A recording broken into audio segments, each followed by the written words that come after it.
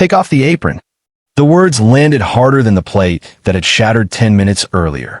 Morel Dane stood beside the service counter of the Harbor Lantern restaurant, still holding an order pad in one hand. Around her, waiters suddenly became fascinated with polishing glasses. Nobody wanted to look at her. Nobody wanted to be involved. Her manager, Galvin Roque, pointed toward the staff room. "You heard me." Morel swallowed. "I didn't break the plate. That isn't why you're being fired." "Then why?" Galvin lowered his voice. "You embarrassed an important customer." Morel stared at him. An hour earlier, a wealthy businessman had snapped his fingers repeatedly at one of the younger servers, called her stupid, then shoved a tray away so violently that a plate crashed to the floor. Morel had stepped between them. She hadn't shouted. She hadn't insulted him. She had simply said, "You can't complain," without humiliating her. Apparently, that had been enough. The customer threatened never to return. Galvin chose money. Morel lost her job. "You've worked here 3 years, Galvin said, almost apologetically, which apparently means less than one man's dinner bill. "Don't make this worse." Morel stared at him for several seconds. Then she untied her apron, folded it, placed it on the counter. "I hope one day someone talks to your daughter the way he talked to that girl." Galvin's face changed. Morel continued before he could respond. "Then maybe you'll understand what you defended tonight." She walked away. No dramatic exit. No applause. No one chased after her. By the time she stepped outside, winter rain had begun falling over the port city of Belmare. Morel had $27 in her purse. Rent was due in 4 days. Her electricity company had already sent a final warning. And inside a small paper bag, she carried the only food she had left from the restaurant, a container of chicken stew, bread, and roasted vegetables that the chef had quietly slipped to her before she left. "Dinner," he had whispered. Morel planned to make it last until morning. Then she saw the old woman. She was sitting beneath the stone canopy of a closed tram station. Thin coat, wet shoes, silver hair stuck against her forehead. Her hands trembled visibly. Hundreds of commuters passed. Some looked. Most didn't. Morel kept walking. 10 steps. Then 15. She stopped. Closed her eyes. "No." She turned around. The old woman was still there. Morel approached cautiously. "Ma'am." The woman looked up. Her eyes were sharp despite the exhaustion on her face. "I'm fine." Morel glanced at the shaking hands. "You're doing a terrible impression of fine." The old woman almost smiled. "Are you waiting for someone?" "No." "Do you have somewhere to go?" A pause. "Yes." "Can someone collect you?" The woman looked toward the rain. Eventually, Morel studied her. There was something odd about her. The coat was cheap. The shoes were soaked. But her speech was refined. And although she looked vulnerable, there was an unusual calmness about her. Morel decided it wasn't her business. She opened the paper bag. "Have you eaten?" The woman's eyes moved toward the container, then away. "I'm not taking your dinner." Morel smiled tiredly. "I didn't ask whether you were taking it." She sat beside her, opened the container, placed half the food on the lid. The woman stared. Morel handed it over. "Eat. You don't know me. You look hungry." "That is not the same thing." "It is tonight." The elderly woman remained still. Morel pushed the bread toward her. "Please." Finally, the woman accepted it. She ate slowly. Morel pretended not to notice how quickly the first few bites disappeared. Rain rattled against the metal roof. For several minutes, they said nothing. Then the woman asked, "Why did you leave the restaurant carrying your uniform?" Morel looked down. The edge of her black waitress shirt stuck out of her handbag. "Excellent detective work." "You were fired?" "About 40 minutes ago." The woman stopped eating. "And you're giving me your food?" Morel shrugged. "I have tea at home." "That wasn't my question." "I know." "Why?" Morel looked toward the street. "My mother used to say, hunger feels worse when you think nobody sees you." The woman's expression changed. "Where is your mother?" "Gone." "I'm sorry." Morel nodded. "Long time ago." The old woman looked at the meal, then at Morel. "And you? What about me? Who sees you?" Morel laughed softly. "That sounds expensive. Are you secretly a therapist?" For the first time, the woman laughed. It was surprisingly warm. "No." "Good. Because I definitely can't afford you." They finished eating together. When the rain weakened, Morel stood. Do you have a phone? The woman reached into her coat. No. Morel frowned. Lost. Something like that. Morel considered her options. There was a 24-hour pharmacy 2 streets away. Warm. Bright. Safe. I'll walk you somewhere indoors. You don't need to. I know. The woman studied her. You say that often. People tell me what I don't need to do often. What's your name? Morel. The elderly woman nodded. Mine is Ovelia. Morel offered her arm. Come on, Ovelia. Neither woman noticed the dark sedan turning slowly at the end of the street. Neither saw the man inside staring through the rain at Ovelia. And Morel certainly did not know that half the city's criminal underworld had been searching for that elderly woman for nearly 6 hours. Because Ovelia Sarant was not homeless. She was not poor. And she was definitely not alone. She was the mother of Kalen Sarant, one of the most feared mafia bosses in the region. By midnight, Kalen would discover that a fired waitress had given his missing mother her last meal. And before sunrise, he would be asking one question. Where is she? If you enjoy stories where one quiet act of kindness changes everything, subscribe to the channel and stay with this story. Because Morel thought she had simply shared a meal with an elderly stranger. She had no idea she had just stepped into the life of a man who trusted almost nobody. Morel escorted Ovelia to the pharmacy. The pharmacist allowed them to sit near the consultation area. Morel bought 2 cups of vending machine tea with the last of her small change. Ovelia watched her carefully. You shouldn't have spent that. Too late. You just lost your job. Yes. You have somewhere to sleep? Morel raised an eyebrow. Are we interviewing each other now? Perhaps. Apartment. Small. Leaks when it rains. Neighbor plays trumpet badly. Sounds charming. It is if you're deaf. Ovelia smiled. Morel checked the time. 11:06 p.m. She needed to walk home. Public transport had become too expensive for unnecessary trips. Are you certain someone is coming? Ovelia looked toward the glass doors. Yes. How certain? Very. Morel hesitated, then wrote her phone number on the back of an old receipt. If nobody comes in 30 minutes, call me from here. Ovelia accepted the paper. You would come back? Morel shrugged. I complained the whole time. But you'd come. Yes. Ovelia looked at the number. Then at her. You are an unusual young woman. I've been called worse tonight. Morel left. She walked 3 blocks before a black sedan stopped outside the pharmacy. 2 men rushed inside. Ovelia remained seated. The first man removed his coat and wrapped it around her shoulders.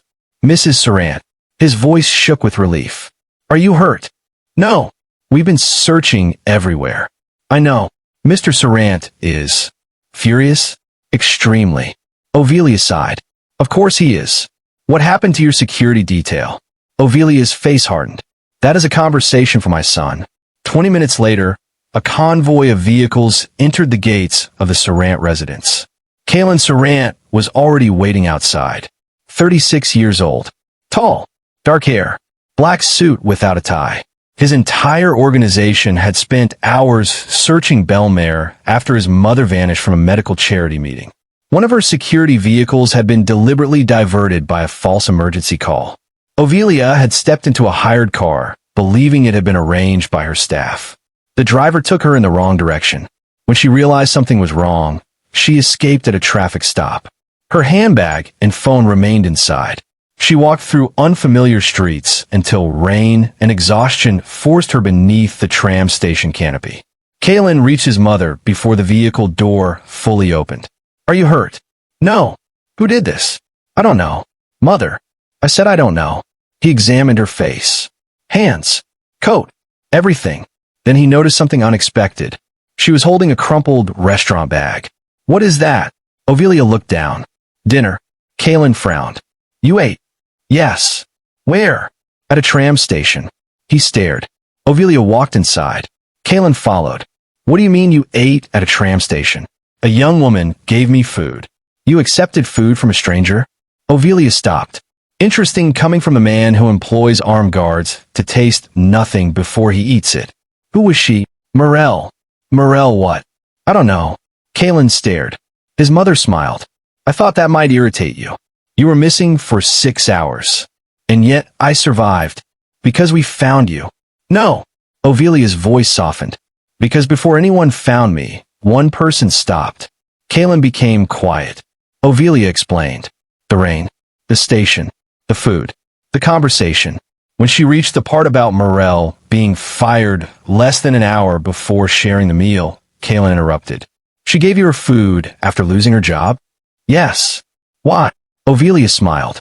She said hunger feels worse when nobody sees you. Something in Kaylin's expression changed. Did she know who you were? No. Did you tell her? No. Did she ask whether you had money? No. Ask for anything? Nothing. Ovelia removed the receipt from her pocket. But she gave me this. Kaylin took it. A phone number. Morel. Written in blue ink. His mother looked at him. Do not frighten her. Kaylin almost smiled. Why would I frighten her? You frighten accountants by entering rooms. That sounds like their problem. Kaylin. He sighed. I'll behave. Ovelia narrowed her eyes. That sentence has never reassured me. Meanwhile, Morel returned to her apartment. She unlocked the door. The light did not work. She flicked the switch twice. Nothing. Then remembered the warning letter. Electricity disconnected. Perfect. She placed her handbag on the floor. The apartment consisted of one bedroom, a kitchenette, and a living room barely large enough for a table. Morel lit 2 candles, then sat on the sofa. For the first time all evening, she allowed herself to cry. Not loudly.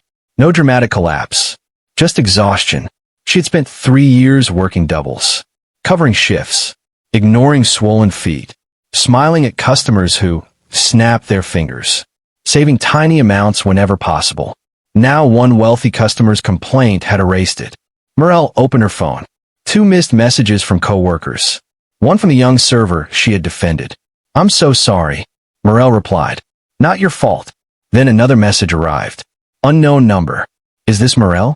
She stared. Who is this? The reply came. My name is Kaylin. You helped my mother tonight. Morel frowned. Ovelia? Yes. Is she okay? She waited. 3 dots appeared. She is safe. Morel exhaled. Good. Then another message. I would like to thank you. Morel smiled tiredly. Tell her she owes me half a bowl of stew. There was a long pause. Then, she says you owe her tea. Morel laughed. She liked Ovelia even more. She typed, fair, then switched off her phone. Kaylin stared at the screen inside his study. His chief advisor, Ryden Cole, stood nearby. You're smiling. Kaylin looked up. No, you were. Find out what happened at the restaurant. Ryden's expression became serious. The waitress. Yes. Are we interfering? No. Kaylin looked toward the message. We're learning. The next morning, Morel woke at 6. She showered in cold water, put on her only interview blouse, printed 5 copies of her resume at the library. By 9, she had visited 3 restaurants. No openings. By 11, 2 more. One manager recognized her name. His attitude changed immediately. Harbor Lantern? Yes. Why did you leave? I was dismissed. Reason? Morel told the truth. The manager smiled politely. We'll call. She knew he wouldn't. At noon, her former co-worker called. Galvin is telling people you're difficult. Morel closed her eyes. What? He said you argued with customers and caused scenes. I defended you. I know. The girl sounded close to tears. I'm sorry. Stop apologizing. But he's ruining your chances. Morel looked at the resumes in her hand, then forced herself to breathe. Maybe I need something different. What? I'll figure it out. She hung up. Across town, Kaylin had already learned everything. Ryden placed a folder on his desk. Harbor Lantern. Owner is Talon Kier. Manager is Galvin Roque. What happened? A customer named Breck Allen verbally abused a teenage server. Miss Dane intervened. He complained. Management dismissed her. Any physical confrontation? No. Threats? No. Then why is Roque telling other restaurants she is unstable? Ryden looked at him. You already know why. Kaylin leaned back. Cowardice. Probably. Do nothing. Ryden looked surprised. Nothing. Not yet. Kaylin had learned something from his mother. If he solved every problem through intimidation, he would never know who people really were. That evening, Ovelia called Morel herself. I owe you dinner. You owe me half a bowl. I am upgrading. To what? Dinner. Morel smiled. I'm job hunting. So eat while hunting. You're persistent. I raised Kalen. That explains nothing because I don't know Kalen. Ovelia laughed. You will. Morel paused. Your son? Yes. The one who texted? Yes.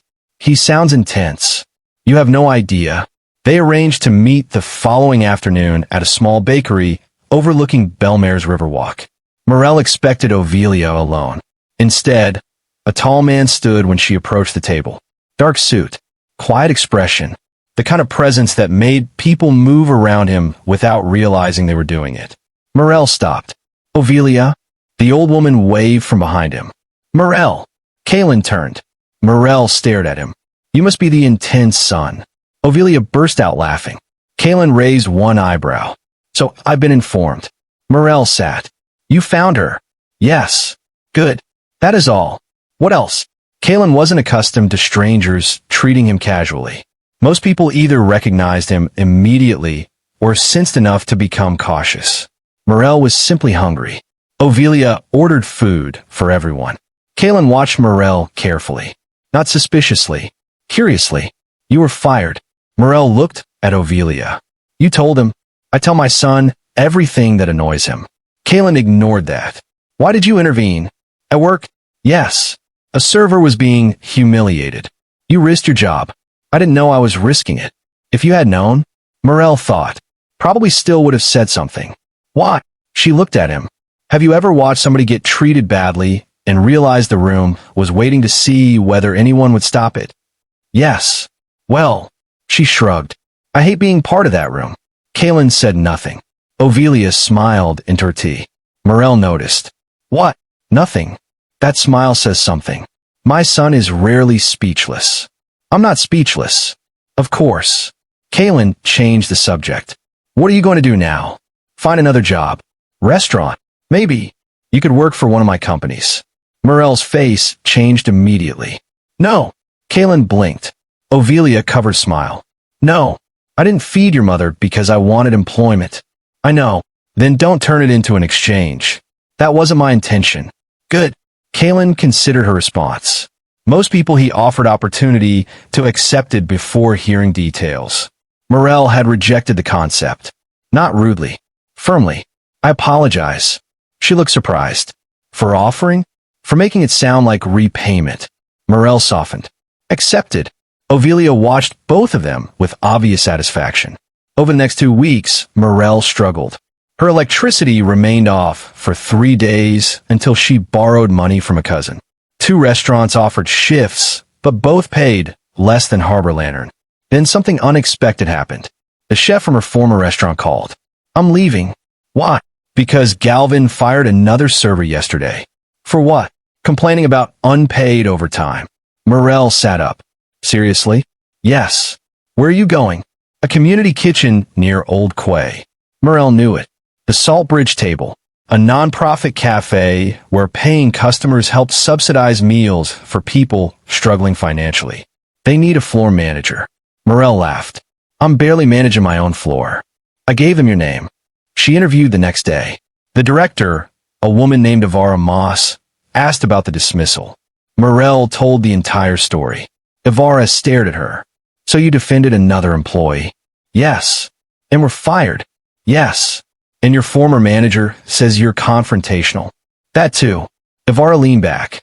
Can you start Monday? Morel blinked. What? We prefer employees who notice when other employees are being mistreated. For the first time in weeks, Morel smiled without forcing it. The salary was modest, but stable. She accepted. What Morel didn't know was that Kalen had learned about the interview and deliberately stayed out of it. He wanted her success to belong to her. Ovelia understood. You're learning. Kalen looked offended. I already knew things. Debatable. Life settled. Morel worked. Ovelia visited the cafe. Frequently. Too frequently. You don't need soup 4 times a week, Morel said one afternoon. I enjoy soup. You dislike lentils. I'm broadening myself. You are matchmaking. Ovelia gasped. I'm elderly, not dishonest. Morel folded her arms. Your son has visited 3 times. Pure coincidence. He owns shipping terminals. Why does he need lunch 40 minutes across town? He enjoys bread. Morel laughed. Kaylin appeared behind her. I do enjoy bread. She turned. Your mother is corrupting my workplace. I've been trying to control her for 36 years. Ovilia raised one finger. And failing. Kaylin became a regular. Not daily. Enough. He learned that Morel remembered everyone's names. That she slipped extra bread into takeout bags for struggling families. That she could calm an angry customer without becoming submissive. That she hated waste. That she saved broken flowers from nearby events and placed them in jars on cafe tables. Morel learned things too. Kaylin never sat with his back to a door. He answered certain calls by leaving the room. Men in expensive coats sometimes waited outside. People occasionally recognized him and immediately became nervous. She asked Ovilia one afternoon, "What exactly does your son do?" Ovilia paused. That is a complicated question. That usually means taxes or crime. Ovilia almost choked on her tea. You're direct. I've been told. That evening, Kaylin told her himself. They sat near the river after the cafe closed. I need you to understand something. Morel looked at him. That sounds ominous. My family has a history. All families do. Not like mine.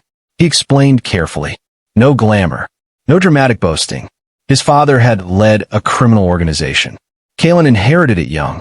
Over time, he expanded legitimate businesses and tried to limit the violence surrounding the old network. But the criminal structure still existed. The name still carried fear. Morel remained silent. Finally, she said, So when your mother went missing, we didn't know whether it was random. And was it? No. That answer chilled her. Who did it? We're still proving that. Morel looked toward the river. Why tell me? Because you should know who you're allowing into your life. She looked at him. I'm not afraid of your surname. You should respect what it can bring. That I understand. Kaylin nodded. If you want distance, I will respect it. Morel considered the man beside her. This was the same man who could have forced Harbor Lantern to rehire her. He hadn't. The same man who could have handed her money. He hadn't. Instead, he had shown up for soup, listened, and told her an uncomfortable truth when hiding it would have been easier. I need time, she said. You have it. That was all. No pressure. No demand. 3 weeks later, the mystery surrounding Ovilia's disappearance exploded. One of Kaylin's own business associates, Sarek Vane, had arranged the false transportation.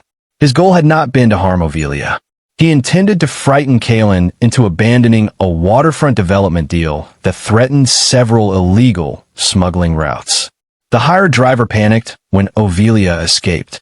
Investigators recovered messages, payments, vehicle records. Kaylin could have handled Sarek privately. Instead, he turned evidence over through attorneys. Ovilia asked why. Kaylin thought of Morel. If I decide rules only matter when convenient, then I become exactly what I claim to be changing. His mother smiled. You really are learning. Kaylin sighed. Please never tell Morel you said that. Too late. Ovilia told her the next day. Months passed. Saltbridge Table became unexpectedly successful. A local newspaper published a story about its Pay It Forward meal program. More customers arrived. Donations increased. Morel was promoted to operations manager. She accepted after negotiating raises for 2 kitchen workers. Ivara laughed when she told Kaylin. She negotiated her promotion by asking for money for other people. That sounds like Morel. Then came the evening Harbor Lantern entered her life again. Saltbridge hosted a fundraising dinner. Local business owners, donors, chefs, and community leaders attended.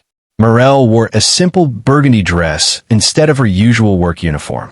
She spent most of the evening coordinating servers and checking kitchen timing. Then she saw Galvin Roque, her former manager. Beside him stood Breck Holland, the customer whose complaint had gotten her fired. Morel stopped. Galvin noticed her. His expression changed. Morel. Galvin. He looked around. You work here? I manage operations. Surprise flashed across his face. Really? Yes. Breck approached. Recognition came slowly. Then amusement. The waitress. Morel's shoulders tightened. Galvin whispered, Breck. But Breck smiled. I remember you. Wonderful. You made quite a scene. I remember that differently. He glanced around the busy venue. So this is where difficult waitresses end up. Morel stared at him. No. Her voice remained calm. This is where one did. Several nearby guests heard. Breck's smile faded slightly. You still have that attitude. And you still confuse being served with being superior. Galvin closed his eyes. He had seen this disaster before. Breck stepped closer. You lost your job because you couldn't keep your mouth shut.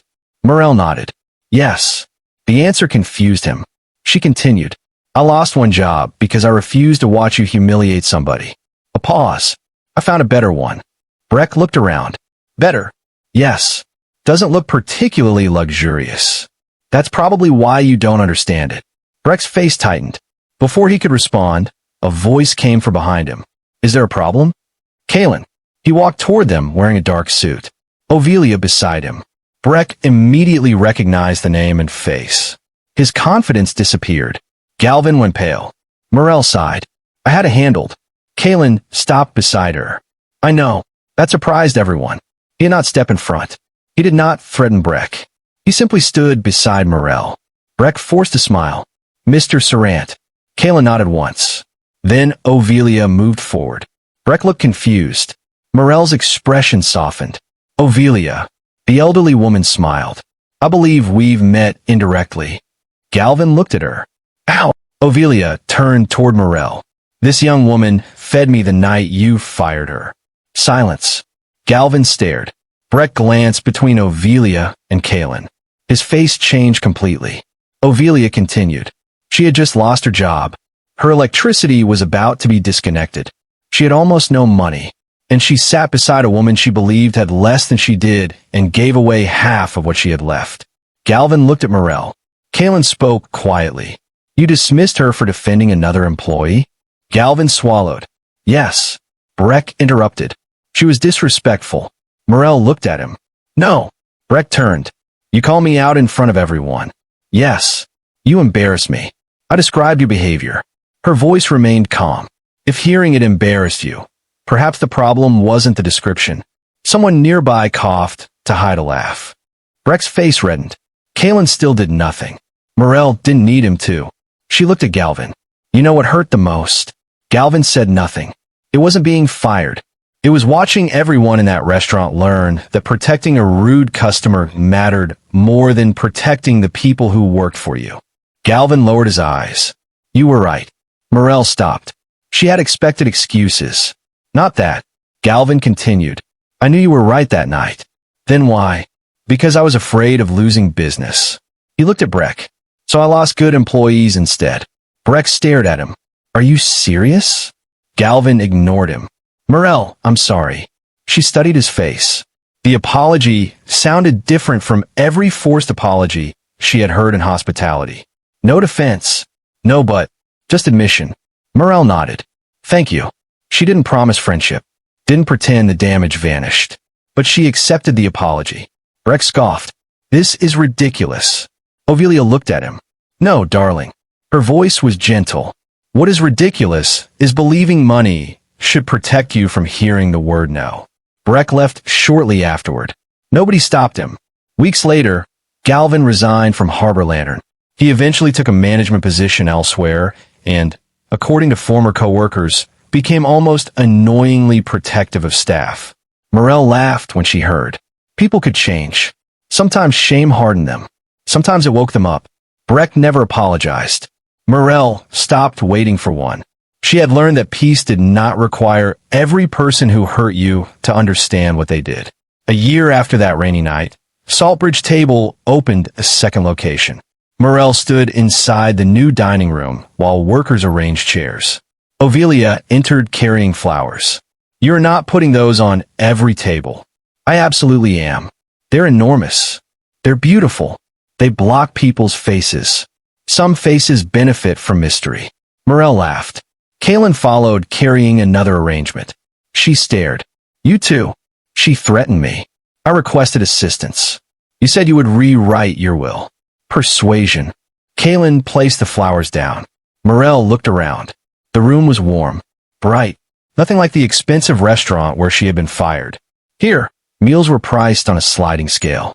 People who could afford full price paid it. Those struggling could contribute less. Nobody was questioned publicly. Nobody was made to feel ashamed. One wall carried a small framed sentence. No one eats invisible. Morel had chosen it. Ovelia stood beside her. Your mother? Morel nodded. She used to say, hunger feels worse when nobody sees you. Ovelia squeezed her hand. She would be proud. Morel looked down. I hope so. Kalen watched them. A year earlier, he had spent his life measuring trust like a debt. Who owed what? Who might betray whom? Who had something to gain? Then his mother disappeared. And a woman with $27, no job, and one meal demonstrated something none of his calculations could explain. Sometimes people gave because another person needed something. Nothing more. That truth changed him. He continued restructuring the legitimate side of his family businesses.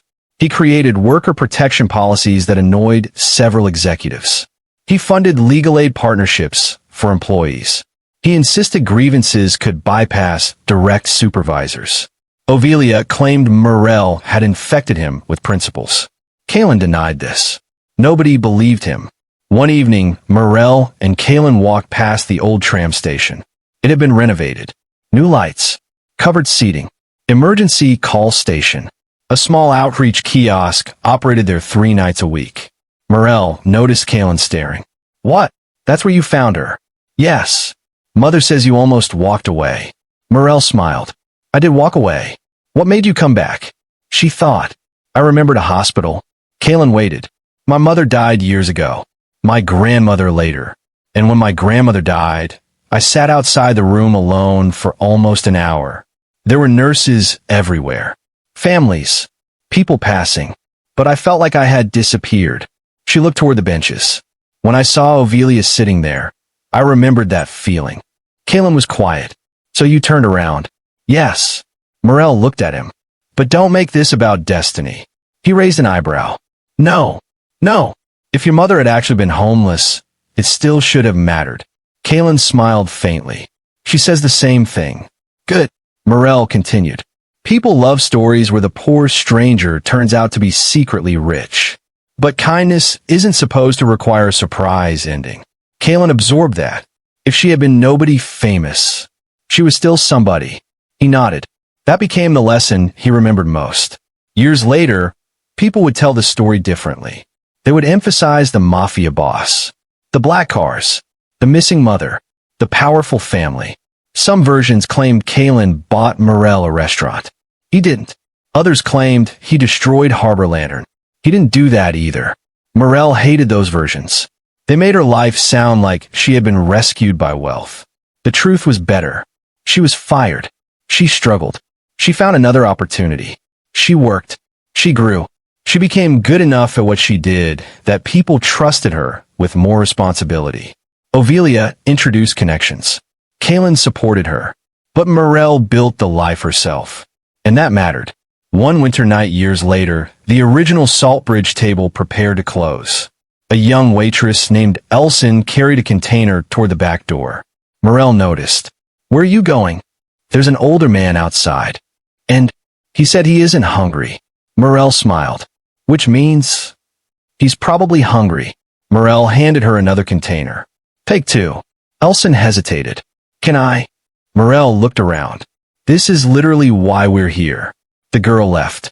Ovelia, now sitting at her favorite corner table, watched.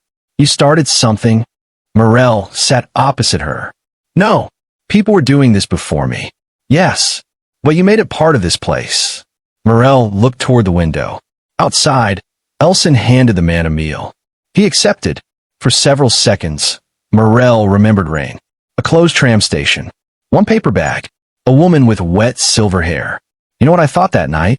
Ovelia asked. What? I thought you must have plenty. Morel laughed. I had $27. I discovered that later. And Ovelia smiled. It made the food taste different in my memory. That sounds dramatic. I'm old. We are in drama. Morel laughed. Ovelia reached across the table. You gave when giving cost you something. Morel shook her head. It was stew. It was dinner. That sounds less impressive. To you. Ovelia squeezed her hand. To me it was proof. Of what? That my son was wrong. Morel smiled. About. He believed almost everyone had a price. And now, Ovelia looked toward the entrance. Kalen had just arrived. He still believes too many people do. She smiled. But no longer everyone. Kalen approached. You're discussing me. Constantly. Ovelia replied. Nothing good. Rarely. Morel laughed. Kalen looked toward the window and saw Elson helping the elderly man. He understood immediately. Another meal? Yes. Put on my account. Morel shook her head. No. Kalen sighed. You still refuse to let me pay for everything. That is why you keep coming back. He smiled. Perhaps she was right. Their friendship had grown because neither treated the other like a transaction. Morel never asked Kalen to solve her life. Kalen learned not to try. Some problems required money. Others required courage. Others simply required someone to stand beside you while you solve them yourself. And sometimes the beginning of everything could be absurdly small. One meal, one bench, one person who turned around. Morel had lost her job that night. She had no idea what would happen next. She had every practical reason to keep the food. Nobody would have blamed her. Ovelia herself would never have blamed her. But Morel opened the bag, split the meal, and handed half to someone she believed she would never see again. That action did not make her perfect. It did not make her fearless. It didn't magically solve her problems. But it revealed something important about her character. And eventually, it revealed something important to Kalen too. Power could make thousands of people come when called. Fear could make enemies step aside. Money could buy the finest meals in the city. But none of those things could manufacture the kind of kindness his mother received beneath that tram station. Because Morel gave before she knew there was anything to gain. That was why Kalen came looking for her. At first, simply to say thank you. Later, because he became curious about the woman who gave away what little she had. Eventually, because she became someone he trusted. And Ovelia? She never allowed Morel to forget the original debt. Every year on the anniversary of that night, she arrived at Saltbridge carrying 2 containers of chicken stew. One for Morel, one for herself. You're repaying me forever? Morel asked one year. Interest. You have dramatically misunderstood lending. Ovelia smiled. You didn't lend me dinner. No, you gave it. She pushed one container toward Morel. Some gifts deserve remembering. Morel opened it. The smell immediately transported her back years. Rain. Fear. Uncertainty. $27. No job. No plan. And a stranger beneath a tram station. She looked toward Kalen, standing near the door arguing with one of the cooks about whether he was allowed to take extra bread. Then back at Ovelia. One strange night. One excellent meal, Ovelia corrected. Morel laughed. And somewhere inside that laughter lived everything that had come afterward. Not because a fired waitress happened to feed a Mafia Boss's mother. But because when Morel believed nobody important was watching, she still chose kindness. That was the person Kalen had come looking for. Not a waitress. Not a charity case. Not someone he needed to rescue. A woman who had already shown exactly who she was when there was no audience, no reward, and no reason to believe her kindness would ever return to her. If this story touched you, subscribe to the channel for more emotional stories about hidden identities, unexpected kindness, courage, consequences, and the moments that reveal who people truly are. And before you go, tell me in the comments which moment was your favorite. Was it when Morel had just been fired but still split her last meal with Ovelia beneath the tram station? Was it when Kalen discovered that the stranger who helped his missing mother had almost nothing herself and immediately asked where to find her?